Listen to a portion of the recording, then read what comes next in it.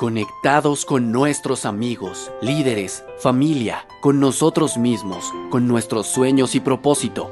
Conectados a través de experiencias, valores, cultura. Identificamos retos y los aceptamos con la ilusión de mejorar, de transformar realidades, de desafiar nuestras capacidades y así entregamos el corazón en ello. Nos conectamos desde los negocios, la sostenibilidad energética, financiera, el compromiso ético, las nuevas ideas y la transformación digital, las estrategias de marketing, los negocios más allá de las fronteras, la satisfacción del cliente y la generación de nuevos ingresos. En Prime nos formamos como líderes inquietos por el conocimiento, innovadores, estrategas, desafiantes, con curiosidad del mundo, enfocados en lo que nos apasiona sin olvidar la complejidad que nos rodea y, por supuesto, con todas las herramientas 4.0 para transformar realidades.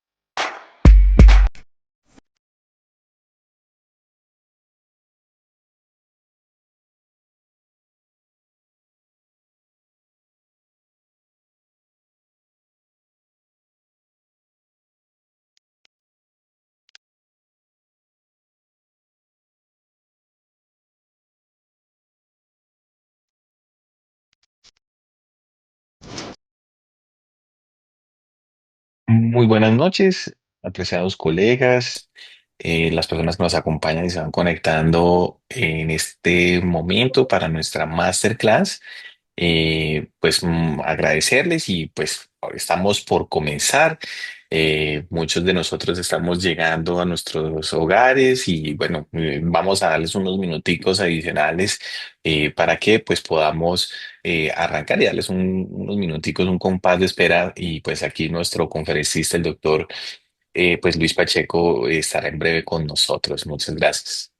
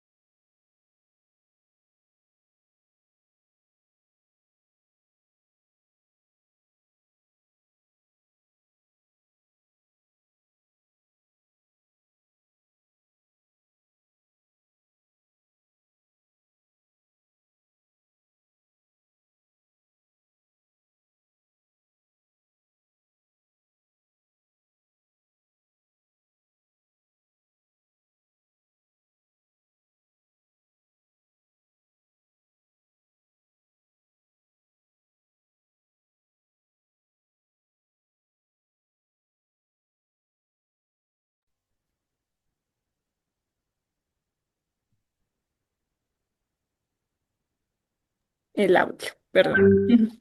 Bueno, buenas tardes nuevamente. Les damos la bienvenida a todos los asistentes en nombre de Prime Business School de la Universidad Sergio Arboleda y agradecemos su presencia en este espacio académico virtual.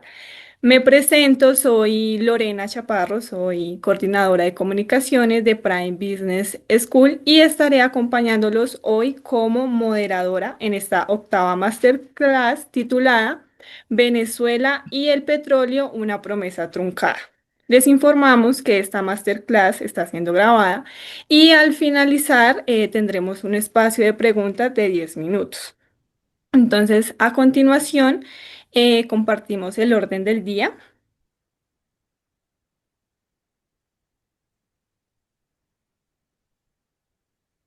Si me ayudas con la presentación, Lorena, por favor.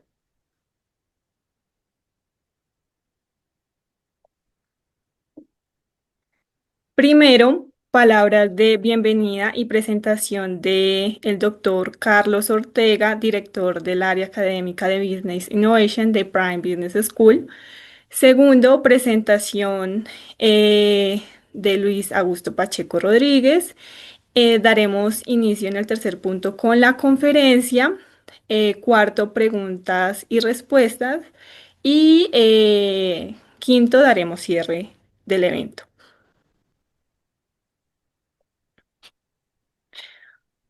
Entonces, como primer punto del orden del día, presento al doctor Carlos Eduardo Ortega, director del área académica de Business Innovation. Él es doctor, está haciendo bueno, en administración de empresas, es máster en innovación para el desarrollo empresarial y consultor de Run Mapping.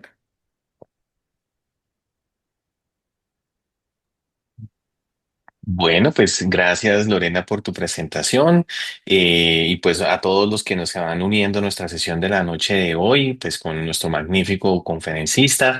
Pues aquí queremos invitarles a que conozcan como director del área de Business Innovation, pues nuestra oferta académica en Prime Business School, particularmente en el área de Business Innovation con nuestra maestría en gestión energética, que actualmente pues tiene inscripciones abiertas. Es un MBA esencialmente con un énfasis en Energy Management y pues nos encantaría que pudieras conocer un poco más sobre nuestra maestría, en más información aquí en el QR que puedes rápidamente consultar y pues cualquier duda o inquietud con mucho gusto como director del programa estaré atento a resolverla. También además de la maestría tenemos un diplomado. Gloria, si me ayudas con la siguiente diapositiva, en el cual conversamos sobre la cadena de valor del hidrógeno. También tenemos inscripciones abiertas y pues toda nuestra oferta, así como la maestría, así como este diplomado y como el curso que vamos a ver a continuación, tenemos por supuesto inscripciones abiertas en este semestre, digamos, para que podamos aprovechar. Dicho esto, pues esta parte introductoria de nuestro programa, en general también de Prime Business School, y pues por supuesto ahora sí vamos a presentar a nuestro magnífico conferencista, el doctor Luis Pacheco, que muy generosamente nos ha, pues, nos ha aceptado esta amable invitación que le hemos extendido desde el programa de la maestría en gestión energética aquí en Prime Business School.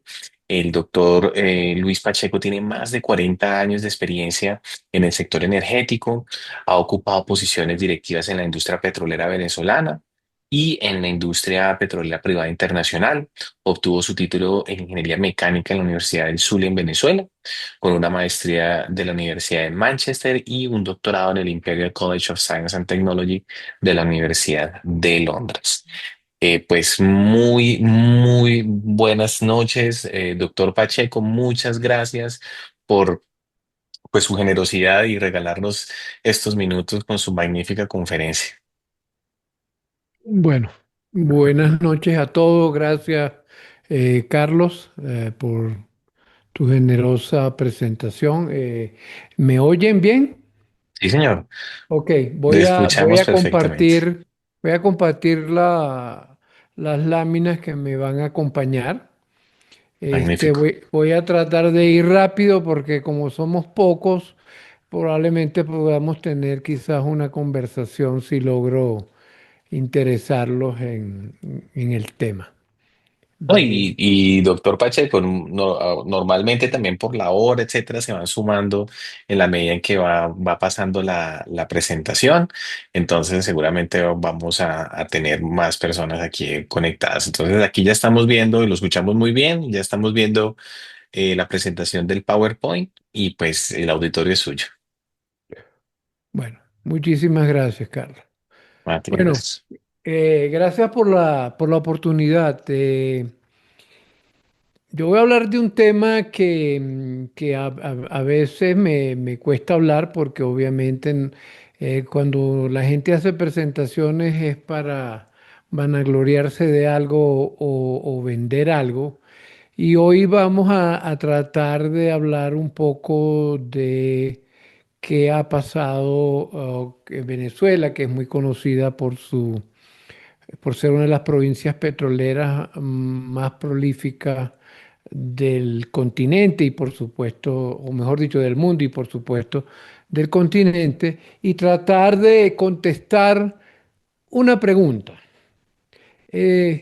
La contestación a esta pregunta, la pregunta sería, ¿por qué un país dotado de recursos naturales es hoy pobre de solemnidad?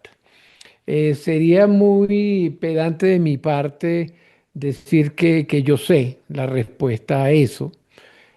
Voy a tratar de describir un poco mi opinión para que ustedes se formen la suya propia y si somos al final del día podemos tratar de buscar una juntos. Los problemas de los países, de por qué los países se desarrollan y no se desarrollan, son complejas y no son precisamente un tema con el que voy a tratar hoy. Voy a más bien como ya les dije, a tratar de pasarme un poco por la historia de Venezuela de una manera muy petrolera, quiero decir, de una manera muy sucinta, vuelo de pájaro y tratar de elucidar por qué estamos en este momento donde estamos y si hay un camino hacia adelante. Ese es más o menos el reto. Entonces, algo de historia. Em, Venezuela, como Colombia, es un país petrolero de larga data. Lo que tengo aquí son los hitos más importantes previos a el desarrollo de una industria petrolera propiamente dicha, que se los quería poner aquí por razones de cultura general. En 1875, después del terremoto de Cúcuta, casualmente, se identificaron unos brotes, unos menes, como se le dice en Venezuela, de petróleo y eso llevó a la primera concesión petrolera en el estado Táchira, que es el estado fronterizo con Colombia, y se creó la Petrólea del Táchira, que es de hecho la primera compañía petrolera de Latinoamérica. En 1883, en el oriente de Venezuela, se empieza a producir o a extraer el lago asfalto de Guanoco, que es una gran laguna de asfalto, de petróleo muy pesado, que todavía hoy en día está, aunque no se produce. Y de hecho muchas de las carreteras de los Estados Unidos de principios de siglo fueron pavimentadas usando el agua asfalto de Guanoco. Los dueños por lo que producían el lago asfalto de Guanaco tuvieron a bien contratar eh, un estudio, un estudio geológico de Venezuela, y eso es lo que tenemos aquí en la esquina superior derecho. Este es el libro que escribió el geólogo norteamericano que fue contratado para eso y que contrató él a sí mismo todo un grupo de muy jóvenes geólogos tanto norteamericanos como ingenieros venezolanos, unos tres o cuatro, que hicieron un estudio entre el 11 y el 16 de casi toda Venezuela, al menos toda la parte que está cercana a la costa. Y publicó un libro muchos años después, unos 30 años después, y eso que está aquí es la edición en español de ese libro que fue hecha en este siglo. Lamentablemente es un libro que no se consigue, está fuera de impresión, pero es una joya histórica. Pero la razón por la que lo menciono, este libro de Ralph Arnold, es porque esos estudios llevaron a los dos principales descubrimientos ya en la primera y segunda décadas de el siglo XX, que es el Pozo Sumaque I, que es el primer descubrimiento moderno, si se quiere, de petróleo en la costa suroriental del lago de Maracaibo, y que hasta hace poco todavía producía unos 18 barriles día y es considerado así como el ícono de la industria petrolera moderna. Y la otra foto es lo que se conoce en Venezuela como el reventón del Barroso número 2. En esa época tener un reventón de petróleo era símbolo de éxito y hoy en día sería un fracaso de los ingenieros, pero en todo caso eso que ven ahí es la foto de los ejecutivos de la Caribbean, que era una filial de la Shell, que fue la que hizo ese descubrimiento. Esa es un poco la historia inicial, la historia primitiva de la industria petrolera en Venezuela. Esta curva que la pudiera dejar ahí y usarla durante todo el resto de la charla, pero que no lo voy a hacer porque tengo otras láminas, es una cronología, si se quiere, es la crónica de la historia petrolera venezolana desde el año 1943 hasta nuestros días y demuestra la, vamos a llamarlo así, la variabilidad usando la producción petrolera como variable que ha tenido la industria durante los últimos 80 años. Y ponemos el año 43 porque el año 43, como hablaré más adelante, es un punto importante porque es la primera vez que se tiene una ley dedicada específicamente a regular el negocio de los hidrocarburos en Venezuela. Como verán ahí, hay una serie de hechos, hay toda, si uno quisiese y quisiera ser simplista, pudiera dividir la historia petrolera de Venezuela en tres etapas: la etapa del 43 al 75, que es cuando la etapa de las multinacionales; después del 75 hacia los años 90 o hacia finales del siglo XX, que es la historia de la industria venezolana nacionalizada; y después la podemos dividir en la última etapa en los 25 años, que parece increíble que haya pasado, del siglo XXI, donde vemos el colapso de la producción como un proxy de la industria petrolera venezolana. Yo me voy a pasar un poco por algunos de esos hechos, pero no todos, a menos que en las preguntas surja algo de ello. Lo otro que voy a usar en este momento para mostrarles a ustedes es la importancia que tuvo en algún momento Venezuela y que ya no tiene como actor dentro del negocio petrolero internacional. Ustedes ven ahí que hubo un pico en los años 50 donde Venezuela tenía un poco más del 13% de la producción mundial. Todo eso a consecuencia del crecimiento de posguerra, que fue dinamizado no solamente por la reconstrucción de Europa, sino por la motorización de la sociedad norteamericana, el nacimiento del suburbio, de de la cultura del automóvil, etcétera, etcétera. En la medida que el negocio petrolero internacional se fue creciendo y vinieron otros actores, sobre todo el Medio Oriente, entonces la importancia porcentual de Venezuela fue decreciendo.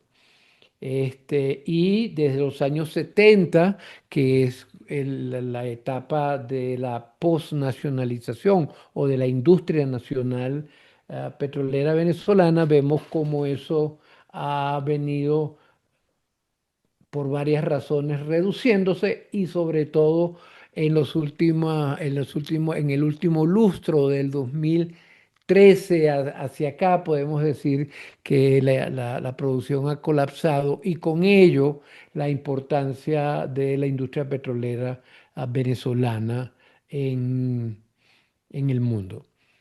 Ahora, esto es solamente para ilustrar y decir, ok, ¿por qué pasa esto? Más allá de los factores exógenos que los hay, ¿verdad? Porque como toda industria hay competidores, y esos competidores, por razones diferentes, pues, geopolíticas, de productividad, de economía, etcétera, han venido ocupando espacios. Pero vamos a tratar de buscar si es que, o cuál es, en mi opinión, las razones, no las razones, sino las variables que han podido influir en esa pérdida, no solamente de producción, como vimos en la lámina anterior, sino también de relevancia en el mercado internacional. Lo primero es que todo el siglo XX, el petróleo venezolano o la industria petrolera de venezolano y el país político siempre ha tenido una relación adversarial. Los políticos o el mundo político primero aprovechó el petróleo para consolidar el poder a principios de siglo, que fue, o la primera mitad del siglo XX, que fue un siglo o una primera mitad de dictaduras militares. Y el hecho de que el petróleo permitió afianzar el país bajo el dominio de esas dictaduras hizo que los políticos que a la larga tomaron el control del país por el resto de ese siglo en la democracia post 1958 tuvieran una reacción adversarial porque en su cultura política el petróleo había sido no solamente un explotador de un recurso natural que ellos consideraban que no era apropiadamente distribuido, sino también que era un baluarte de el sostenimiento de las dictaduras contra lo que ellos habían peleado. Entonces todo eso crea unos paradigmas, si se quiere, eh, políticos y económicos que van a traducirse en lo que es la economía política del petróleo en Venezuela. Y aquí solamente hago un resumen de los principales actores. Y pongo a Simón Bolívar, que obviamente no es del siglo XX, y aunque fue medio dictador, pero eso no es nada, nada que nos concierne ahora. Y la razón por la que la pongo ahí, porque Simón Bolívar, pocos años, muy pocos años antes de su muerte, hizo un edicto sobre las minas, que lo hizo en Guayaquil, es considerado el decreto de Guayaquil, que es un decreto de minas, donde básicamente reafirma que el subsuelo es del Estado, que es una confirmación del derecho real que tenían el rey español sobre las minas. Y es esa visión bolivariana, si se quiere, de que el Estado es dueño del subsuelo, que luego permeará toda la legislación de ahí en adelante. Y ahí, contrario a lo que pensaba Simón Bolívar en ese mismo decreto, que era que el Estado daría esas minas o ese subsuelo a los privados para que las explotaran. Las legislaciones, al menos en Venezuela, lo interpretaron como que el Estado también tenía que ser dueño de la explotación como tal. Las otras personas son nombres para que los tengan en mente. Gumercindo Torres fue ministro de Fomento en los años iniciales de la industria petrolera, en los gobiernos del dictador Juan Vicente Gómez, original de Barquisimeto. Es el responsable de la primera legislación petrolera, pero como ya les dije, bajo un ministerio de fomento. Hay unas anécdotas muy buenas de que él hizo una y el presidente o el general Gómez le dijo, vaya y pregúntele a los gringos que ellos sí saben más de eso que usted, y él renunció y después lo volvieron a llamar, etcétera, etcétera. Después tenemos gente como Alberto Adriani y Arturo Uslar Pietri, que más allá de que eran personas, eran intelectuales de la época, son representantes de la visión de que el petróleo iba de alguna manera a descolocar o destartalar las bases de la economía agrícola que Venezuela tenía en ese momento como un país muy pobre, y que si no se administraba bien esa riqueza, eso iba a traer problemas más adelante. Después tenemos arriba, como ya les hablé, la ley del 43, que se hace bajo el general Isaías Medina Angarita, que es un presidente de transición, no es ni totalmente democrático, ni obviamente es un dictador, pero venía de las Fuerzas Armadas que había formado el general Juan Vicente Gómez. Después está la visión política sobre las llamadas siete hermanas. Después tenemos gente tan importante como Rómulo Betancourt y Pérez Alfonso. Pérez Alfonso y Rómulo Betancourt son los que crean la idea de la OPEP, y Rómulo Betancourt en su exilio escribe mucho sobre política y petróleo y es el que sienta las bases de esa visión de que las compañías petroleras hay que meterlas en cintura. Después está el presidente Rafael Caldera. Durante su presidencia se hace la nacionalización de la industria del gas, y es el preámbulo para que luego Carlos Andrés Pérez en el año 75 promueva la nacionalización o la estatización de los hidrocarburos líquidos, del petróleo y la formación de PDVSA, que es el nombre que ustedes deben conocer. Ahora, la razón por la que le llamo ideología y pragmatismo es que a través de todo ese tiempo, y aquí tenemos un tiempo que va hasta los años 90 o hasta finales del siglo XX, si ustedes quieren, ha habido una combinación donde, aunque la ideología llamábase al monopolio estatal, de cuando en cuando surgía el pragmatismo por necesidades macroeconómicas, etcétera, etcétera, que hacía que esa ideología tomara un segundo rol. Hubiera pragmatismo, hubiera llamado a industria privada, pero que eso no durara mucho, o no durara mucho de la manera en que había sido diseñado. Al mismo tiempo, yo les quería mencionar la parte, si se quiere, la parte de los intelectuales, porque hasta ahora hablé de los políticos. Y también yo creo que es importante a la hora de entender la relación de la sociedad venezolana con el petróleo y con la renta petrolera, también hablar de cómo los intelectuales universitarios que están puestos aquí del lado izquierdo, no me voy a detener en el nombre de ellos, porque pasaría mucho tiempo, y también parte de los intelectuales que escribían literatura o hacían cine o hacían teatro, siempre pintaban al al petróleo de una manera negativa, no al petróleo tanto. Yo creo que el petróleo se teñía de negatividad al ser negativo acerca de las compañías multinacionales que estaban o que produjeron, desarrollaron la industria petrolera, como ya les dije, hasta el año 1975. Si uno hace un resumen de los conceptos, si se quiere, o sea, si uno dice, ajá, ¿qué dicen los intelectuales venezolanos sobre el petróleo? Y aquí hay una cosa bien interesante, que hay muy pocos intelectuales venezolanos o académicos venezolanos que tengan algo bueno que decir. Los hay, pero son los menos.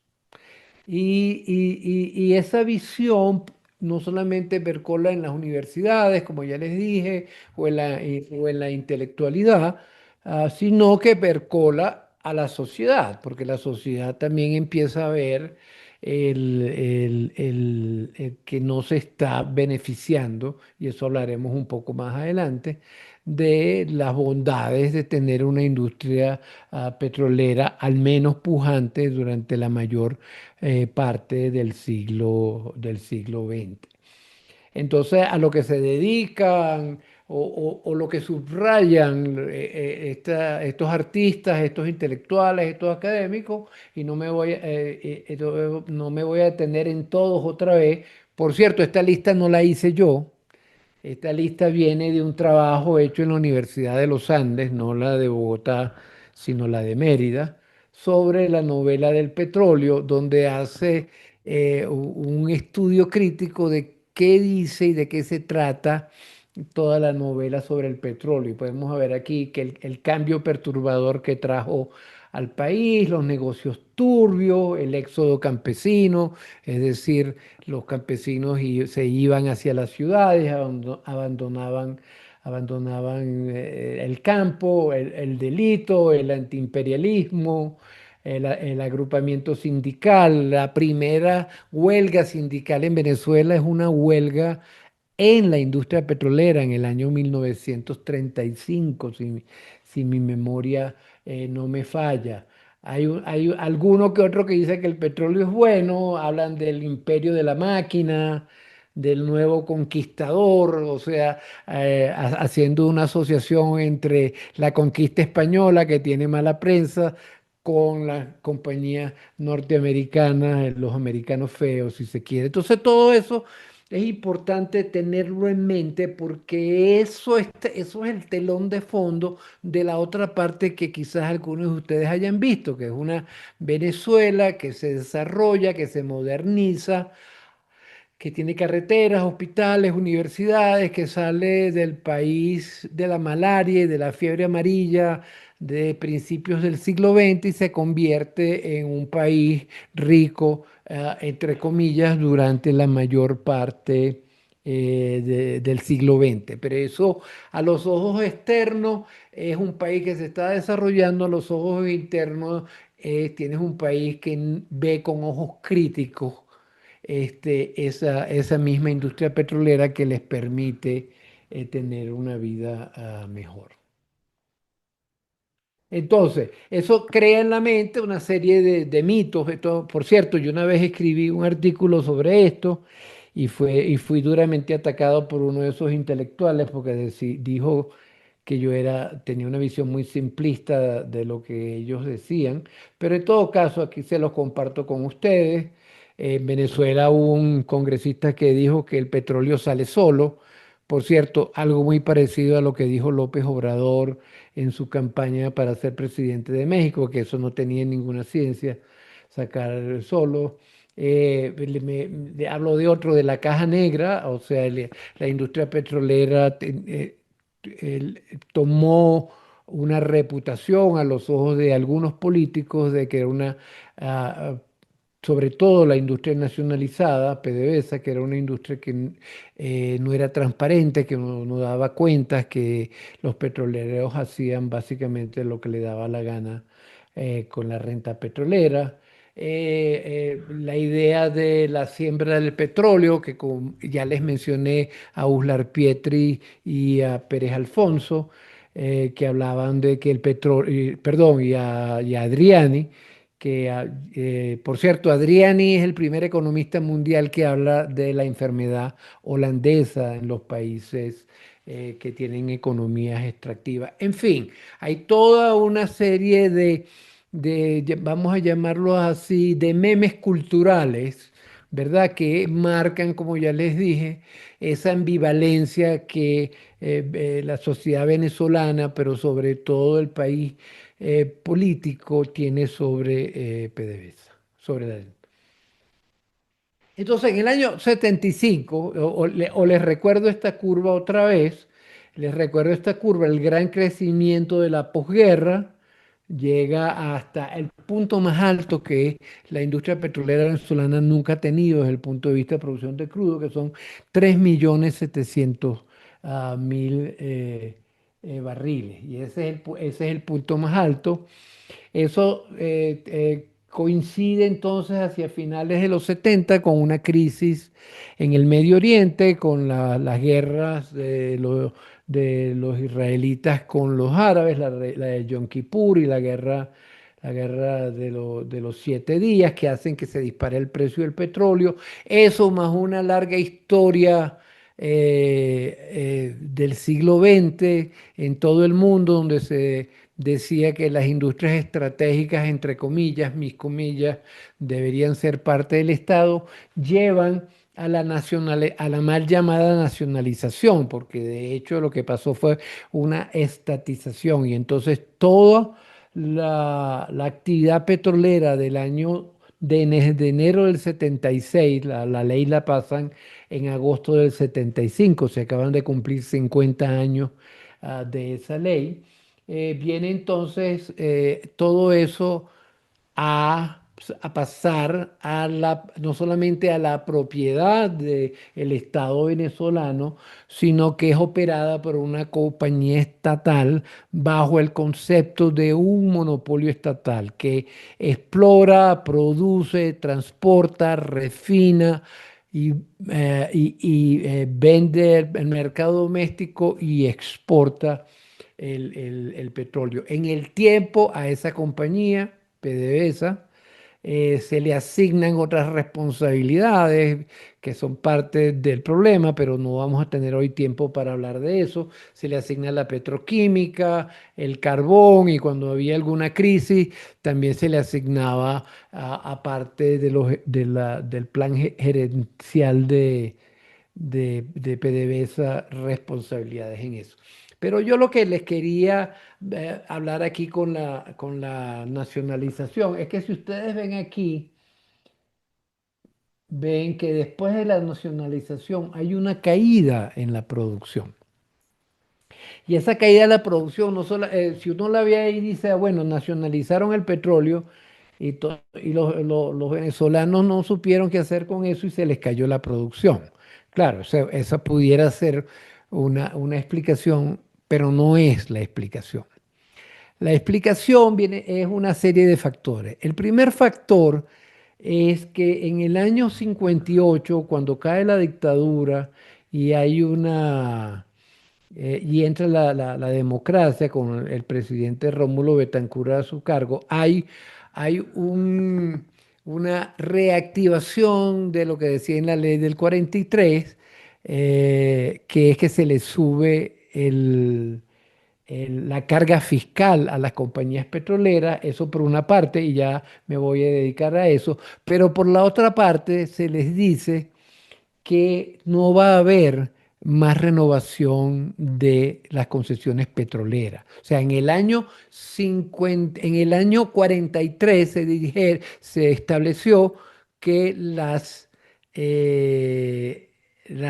concesiones existentes iban a durar 40 años. Es decir, que las concesiones revertían al Estado en el año 83, pero que se podían renovar. En el año 58, 59, el gobierno democrático dice, no va a haber renovación de concesiones. Entonces ya en el año 58 las compañías sabían que en el año 83 se iban a tener que ir.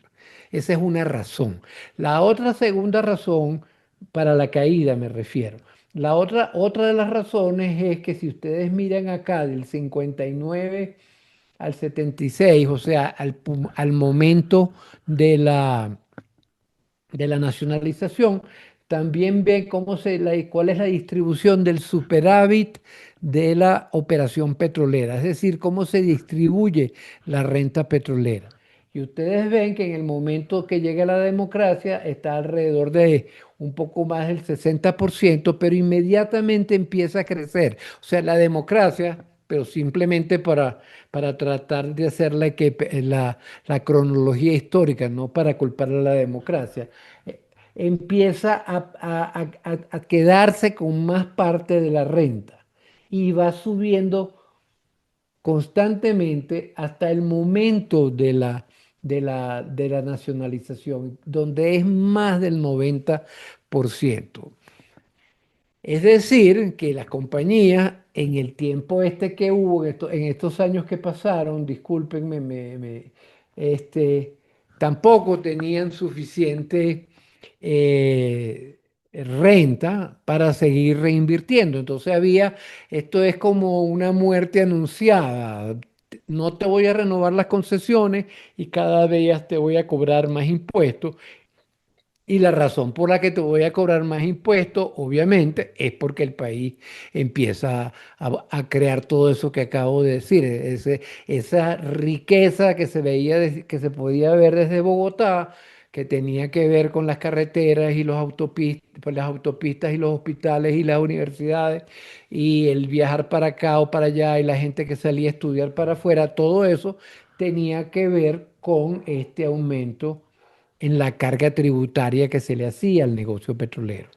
Entonces, como consecuencia de eso, no inmediatamente, pero cuando se empieza a oír el ruido de de la nacionalización, las compañías dejan de invertir lo suficiente. Y esa es otra de las razones por la que hay una caída de producción. Porque PDVSA, si se quiere, el Estado recibe una industria petrolera que estaba subinvertida y por lo tanto venía declinando. La tercera razón para esta declinación es que ya en esta etapa, ustedes recordarán que yo les mencioné que aquí había habido un aumento en los precios, que lo vamos a ver después. Y luego, en la medida en que se quiere que esos precios altos, que fueron unos precios muy altos, se quieran mantener cuando empiezan a bajar, entonces empieza algo que ustedes pueden haber oído, que es la estrategia de las cuotas de producción de la OPEP. O sea, la OPEP le dice a sus miembros, bajen la producción para tratar de mantener el precio. Entonces eso también influye acá. Y esta otra caída es una baja, y eso lo ven acá en las inversiones. Fíjense que entre el 58 y el 76 las inversiones fueron relativamente constantes. O sea, previo a la democracia venían subiendo, luego ante la carga fiscal y también por productividad, por supuesto, mejores tecnologías, etcétera, etcétera, porque la producción sí seguía subiendo hasta acá, hasta el año 75, pero había mucha menos inversión.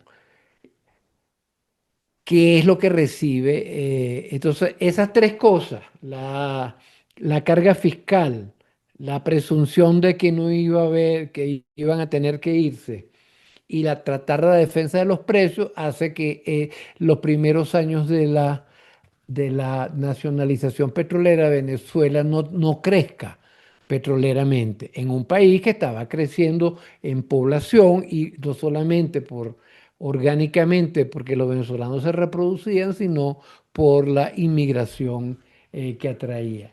Y ya para terminar acá los voy a invitar a que vean este otro gráfico, que es un gráfico que contrasta los precios del barril con la producción venezolana. O sea, la década antes de la nacionalización y el final del siglo XX. Como ustedes ven, aquí ven la producción, la caída de la producción que ya hablamos. Sin embargo, ya hacia finales de los 80 empieza a repuntar porque muchas de las factores que llevaron a esta caída empiezan a dar la vuelta y sobre todo la traída del capital de nuevo que pasa en la década del capital privado, quise decir, que pasa en la década de los 90. Pero fíjense por qué Venezuela de todas maneras no veía el problema, porque aquí tienen los precios. Entonces, aunque la producción caía, el hecho de que los precios eran altos o relativamente altos a esta parte, previa porque aquí hubo una gran subida previo a la nacionalización. Fíjense que el precio va de menos de $5, perdón, a o sea, se duplica el precio del petróleo en términos reales de la época, en términos nominales de la época, quiero decir. Y entonces ven acá que el precio llega a estar hasta los 30 y pico. Eso es lo que se conoce como la Venezuela Saudita. Y es esos precios altos que hacen que esto no tenga tanto impacto y que le permite a la industria petrolera explorar, recuperar la refinería y retomar después el crecimiento de los años 80. En fin, es un tema complejo, pero yo quería darles esa época, que es una época muy interesante.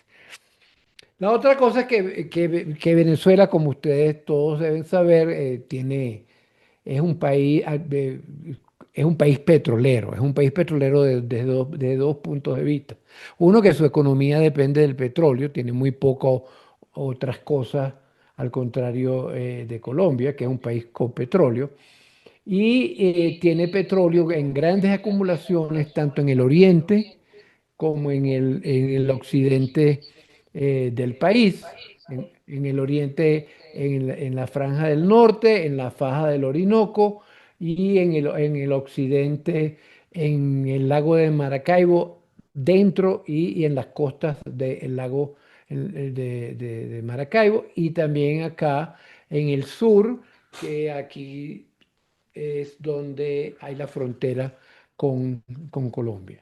Y todo esto es lo que se desarrolló durante la mayor parte del siglo XX y es los restos de todos esos desarrollos. O sea, porque hubo una herencia en el año 75 de las multinacionales, sobre lo cual se creció y se desarrolló hasta, vamos a decir, el 2004, y después ya del 2004 en adelante empieza a haber una pérdida de competitividad importante, como se los mostré acá. Ya en el siglo XXI, la industria petrolera venezolana vuelve a caer por razones asociadas más que todo a razones políticas y no a razones de el negocio como tal, sino a razones de, de extraer, de pérdida de conocimiento, de persecución, de cambio de legislaciones, de aumento de la carga fiscal, etcétera, etcétera, que por supuesto tampoco se vieron al principio, durante la primera presidencia o las dos primeras presidencias del presidente Chávez. El precio del petróleo, que no lo tengo aquí, desafortunadamente, llegó a estar en $140 en el 2008 para los de ustedes que siguen eso. Y otra vez se volvió a repetir lo mismo. El precio era tan alto que el país no notaba la pérdida de producción que estaba ocurriendo a trastienda. Ok, pero las reservas están ahí. Las reservas siempre han estado. Ustedes habrán oído que Venezuela dice tener las reservas de petróleo más grandes del mundo. Eso es la versión oficial. Yo les voy a mostrar aquí otra visión, lo que llamamos correcciones y ajustadas, y es que decimos, puede que haya cantidades de crudo que puedan ser consideradas como las reservas más grandes del mundo, pero como las reservas es un concepto técnico y económico, no es puramente físico, volumétrico, entonces este número que ponemos acá son 2.000 más 9.000, son 111.000 millones de barriles. Si ustedes comparan eso con las reservas de Colombia, que en cualquier día pueden ser 2.000 millones de barriles, estos son 50 veces eso. O sea, eso es suficiente petróleo. No necesito tener las más grandes del mundo, pero estas son las reservas. Y en este estudio que yo estoy citando, que es hecho por el doctor Juan Sabo, eh, se estima que de esos 111.000, 45.000 millones de barriles, que otra vez son 20 veces las reservas de Colombia, un poco más, son suficientemente competitivas para poder entrar en los mercados internacionales, y serían suficientes para producir más de 4 millones de barriles al 2050. Lo mismo pasa con el gas. No me voy a detener mucho en el gas, pero también estamos hablando aquí de reservas muy grandes. Yo les voy a dar una cifra que revela un poco el crimen económico y ecológico que se comete con el gas en Venezuela. O sea, en Venezuela se quema diariamente. Se quema, quiero decir, se echa a la atmósfera y en combustión, eh, una vez y media la demanda de gas de Colombia. Pero eso es un gas que se tiene que desperdiciar porque no hay las instalaciones para recolectarlo ni para usarlo. Tampoco es que se pueda hacer. Y como es producido junto con el petróleo, no hacen nada, simplemente. Pero bueno. Entonces, ¿por qué si tienes las reservas y tienes todo eso y los precios han estado altos y tienen bajos, qué ha pasado? Bueno, como ya les dije, hay unas razones políticas. Venezuela tiene una crisis política al menos desde el 2013. Hay razones regulatorias. Venezuela cambió los contratos 2 y 3 veces en este siglo, o sea, no hay nada peor para un inversionista que la inseguridad jurídica. Y también tienes el tema de la pandemia en el año 2020 y también tienes el tema de las sanciones, últimamente las sanciones económicas. Entonces, ¿cuál es el mejor indicador para entender eso? Los taladros. Cuando uno quiere ver una industria petrolera, lo que tiene y tratar de pronosticar el futuro, tiene que ver el número de taladros. Y esto que está acá son los taladros desde el año 12 hasta el año 22, 24, no recuerdo exactamente. Y vean cómo no hay manera de que la producción no haya caído. Recuerden que el petróleo es un negocio, es una mina extractiva, es decir, yo produzco y tengo que recuperar la capacidad de producción y eso se hace perforando nuevos pozos. Si no tengo taladros, entonces puedo decir que no estoy recuperando la capacidad productiva y eso se ve en estas curvas de acá. Ven cómo el potencial de producción, que es la capacidad que pudiera producir en un momento dado, y la producción misma viene bajando. Visto de otra manera, este potencial de producción es como un inventario, si se quiere, pero lo he venido usando y en este momento tengo una producción que es lo máximo que puede dar el sistema que hoy existe en Venezuela sin hacer un cambio estructural importante. Entonces, ¿eso a qué lleva?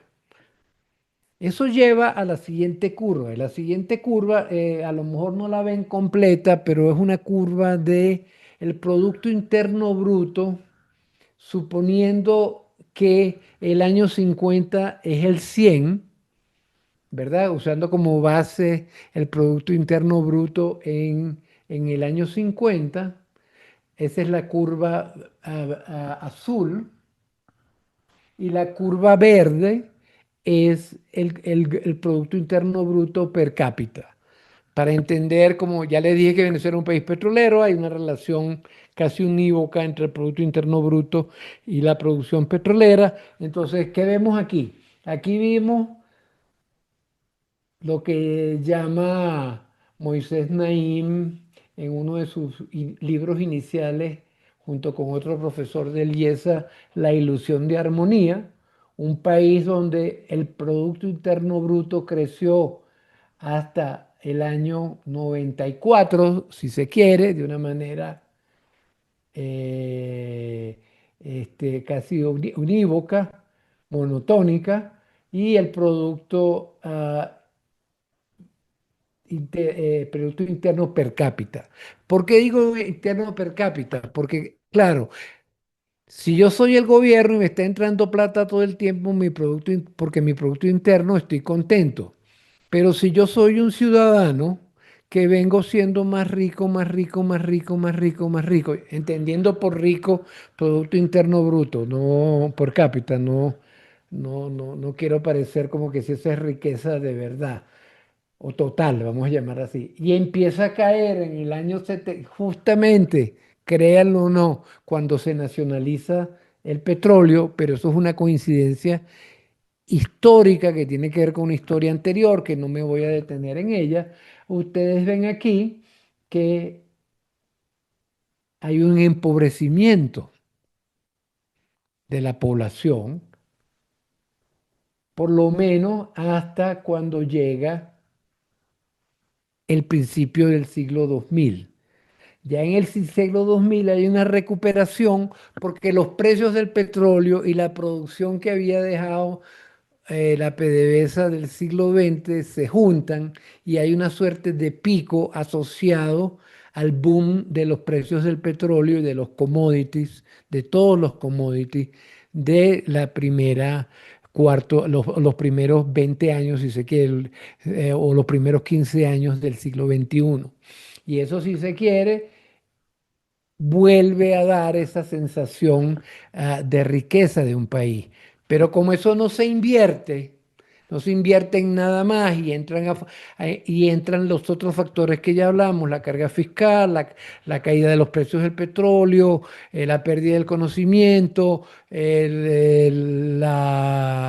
pandemia, etcétera, etcétera, y cae la producción y caen los precios, entonces se vuelve a dar otro increíble bajón, donde en este momento el país y la población son tan ricos o tan pobres como estaban en la década de los años 50. Entonces, si se quiere ver, es como casi que retrasarse un poco, un poco más de 75 años. Eso es un golpe gigantesco a la pobreza, a la gente, al propio país. Y de ahí vienen todos los demás males, la crisis política, la crisis humanitaria, los 9 millones de migrantes, de los cuales hay 2 millones y algo en Colombia, etcétera, etcétera. Y esta gráfica, si se quiere, lo resumen. No es culpa del petróleo, no es lo que quiero decir, porque lo que pasa en el petróleo sí es responsabilidad de las decisiones políticas y económicas que se han tomado en los últimos 25 años y que son consecuencia también de las que se tomaron en el siglo XX. Lo que pasa es que en el siglo XX hubo 2 o 3 milagros de subidas de precios, cosa que no ha ocurrido desde que hubo la caída de precios en el año 2014. Disculpen. Se me fue la voz. Toma un poquito de agua.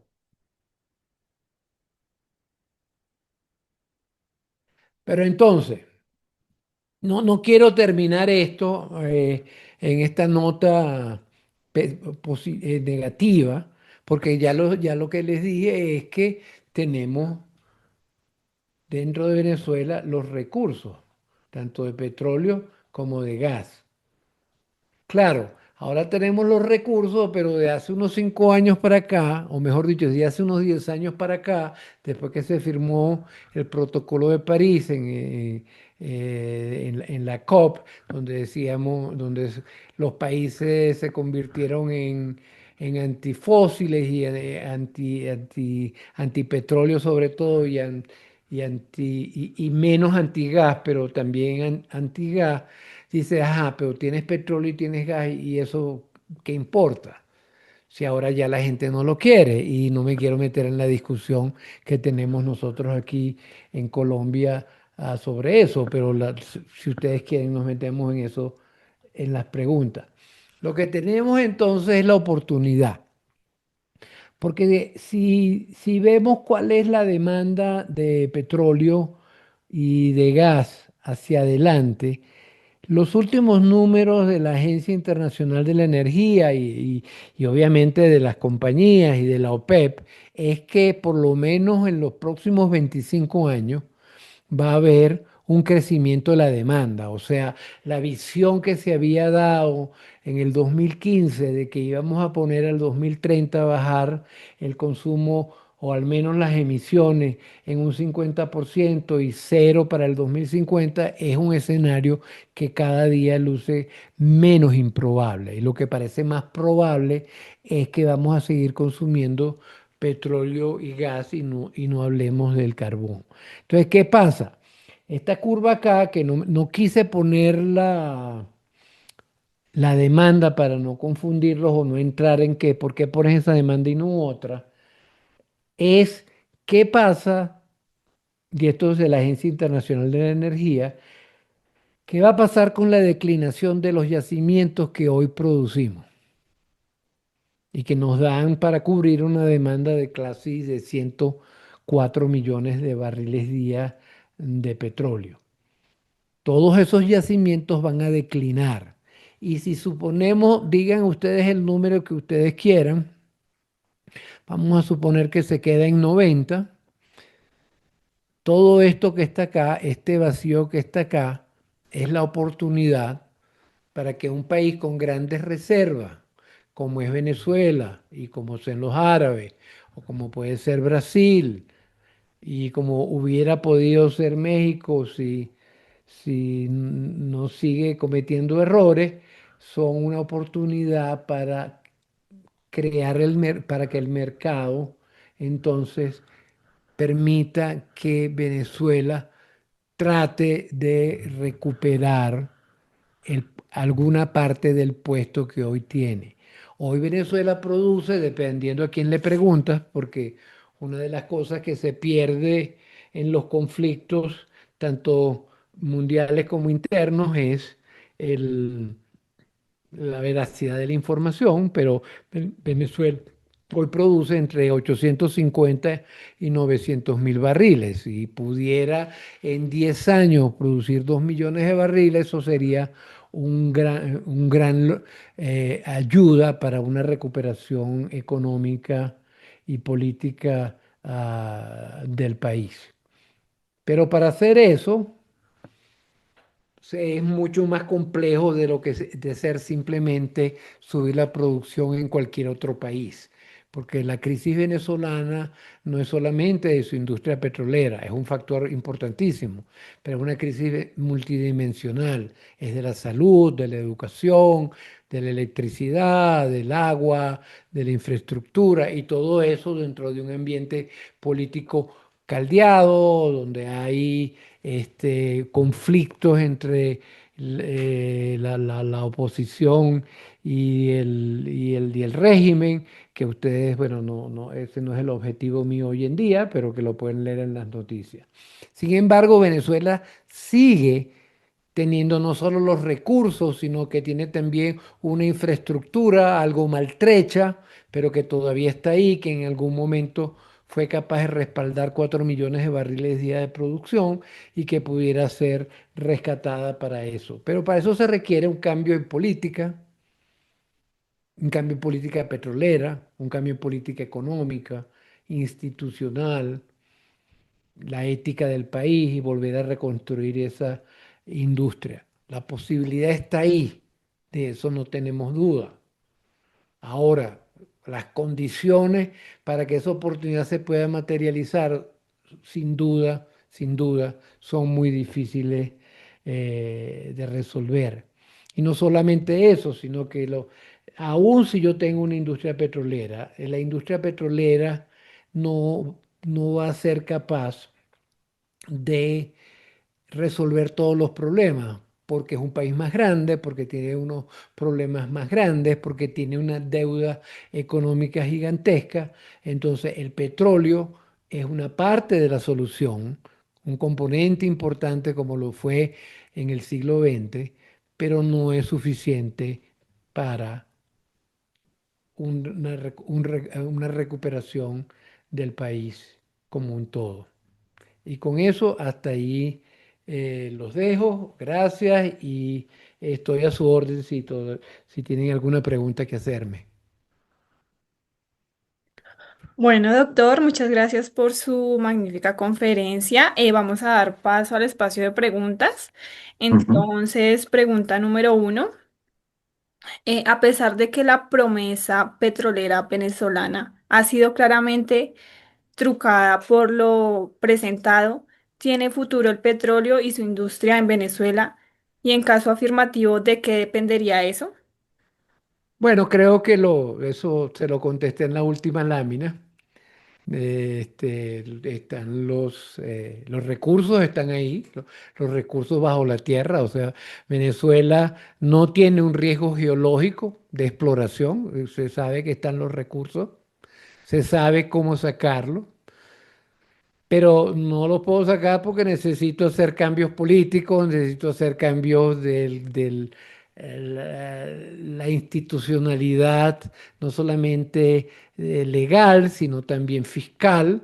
Necesito traer gente que he perdido o nueva gente o simplemente eh, tener tiempo para entrenar nueva gente. O sea, hay muchos factores, como dije, es multidimensional. El futuro tiene la velocidad con que lo pueda rehacer. Depende de la voluntad de cambio político en Venezuela. Te pongo un ejemplo. O sea, en Venezuela, que ha estado sancionada desde el año 2018 o más fuertemente desde el año 2019, se les dio unas licencias para su industria petrolera en el año 2022 y la recuperación fue muy poca porque las otras condiciones, no las sanciones, sino otras condiciones, como ya le digo, la parte política, la parte institucional, no es conducente a que vengan las inversiones necesarias. Porque estamos hablando de que para llevar el país a, digamos, 2,5 millones de barriles en el curso de los próximos 10 años, porque eso no pasa de la noche a la mañana, necesito inversiones del orden de los 80, 100 mil millones de dólares.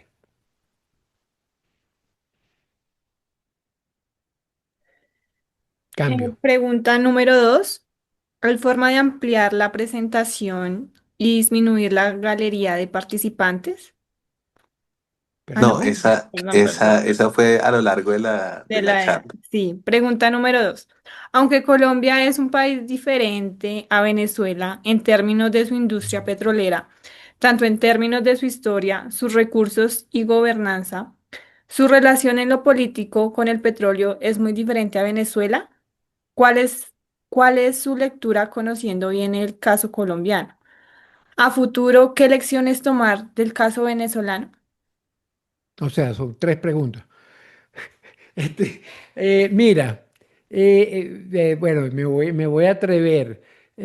Aunque Colombia es parte de la misma cultura bolivariana, etcétera, etcétera, ¿verdad? Y también hubo la creación de una empresa estatal, que es muy curioso porque es una empresa que tiene un origen sindical más que un origen empresarial, pero a lo que vamos.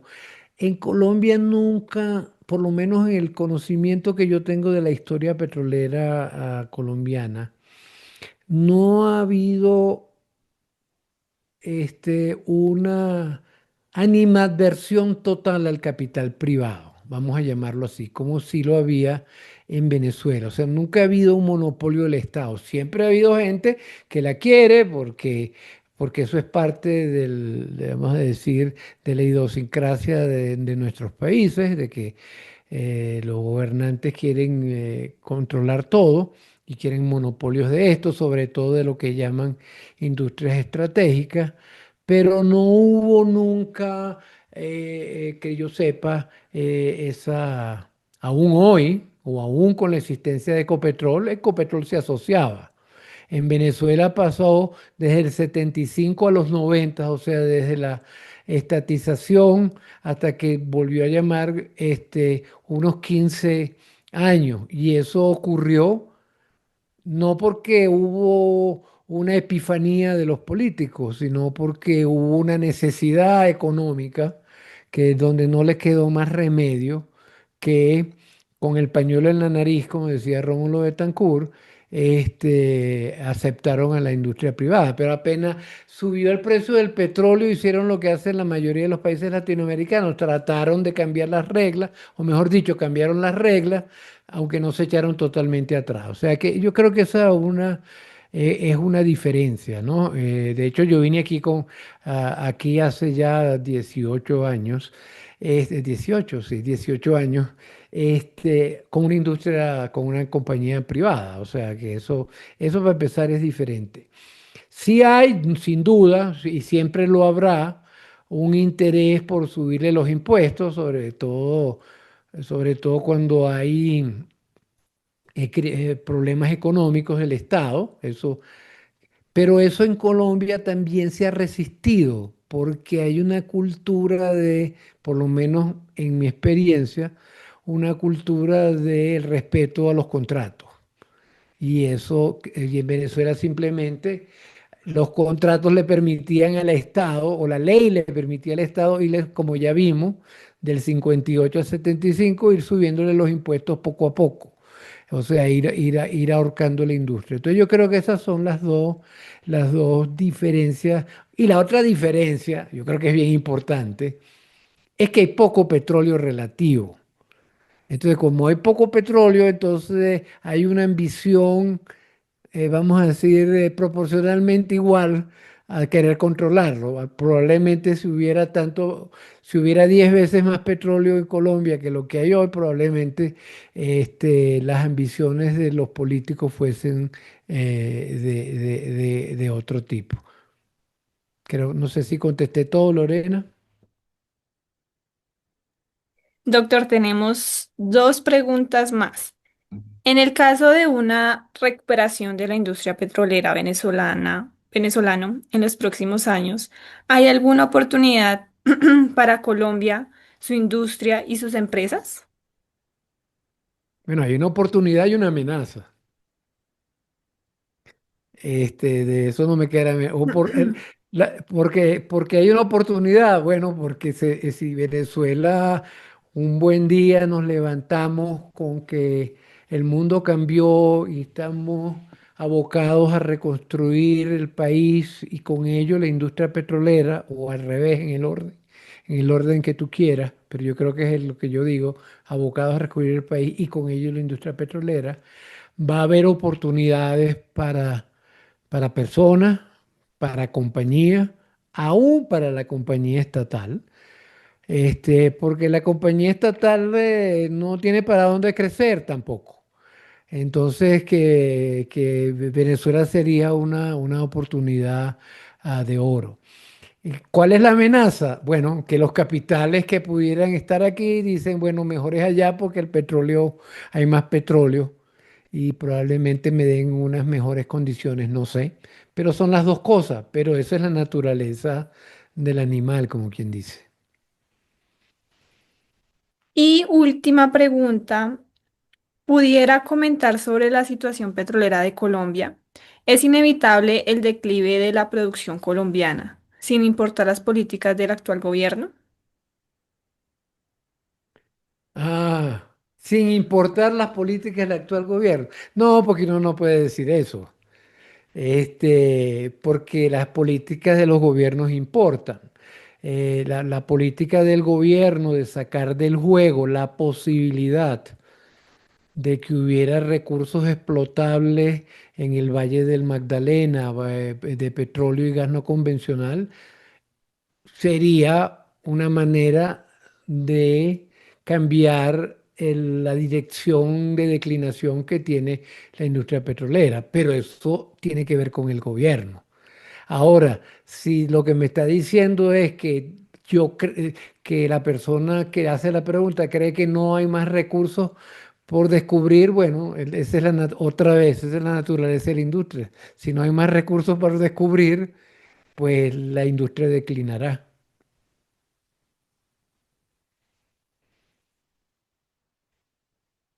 Bueno, doctor, muchas gracias. Ya terminamos las preguntas que nos dejaron en el chat. Agradecerle nuevamente por su disposición en esta masterclass número 8 y por su valiosa intervención y compartirnos pues esta visión experta acerca del tema. A nuestros asistentes también gracias por conectarse y participar pues activamente en este espacio académico. Le recordamos pues que esas masterclass hacen parte de la maestría en gestión energética del cual para la mayor información tenemos acá los contactos del coordinador Alexander Cintura, el correo alexander.cintura@usa.edu.co, el número 325-7500 y la extensión 28 a la extensión 2836 para mayor informe. Recordarles que nuestra próxima masterclass se realizará el 1 de octubre a esta misma hora a las 6 p.m. y que los invitamos también a dejar su correo electrónico en el form de asistencia, en la cual estaremos enviando pues la grabación de esta masterclass y de las masterclass anteriores que ya se han desarrollado. Entonces a todos pues nuevamente muchas gracias. Y gracias al doctor Luis Pacheco y a los demás asistentes. Muchas Gracias. gracias. Buenas noches. Gracias.